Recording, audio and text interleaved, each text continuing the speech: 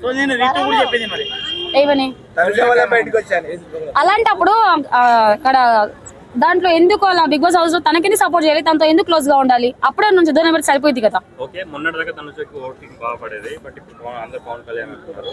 So reason ఏమంటున్నారు?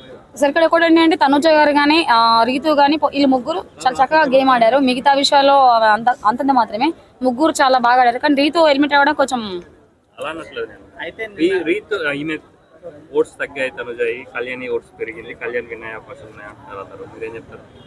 Definite Tanuja గారు winner అవుతారండి. కళ్యాణ్ విన్నర్ అయితే హ్యాపీనా? ఎవరైనా ఇద్దరు కూడా హ్యాపీ. అది కాదండి. అయితే ఇప్పుడు రీతు ఎలిమినేట్ అయ్యి వెళ్ళిపోయింది కదా, సో రీతు ఓటింగ్ ఏమైనా డిమాండ్ కి పడే అవకాశం ఉందా? Rithu voters fans demand voter అయిపోయింది, పడవచ్చు కానీ నేను చెప్పాను కదా పడవచ్చు అండి. Thank you madam.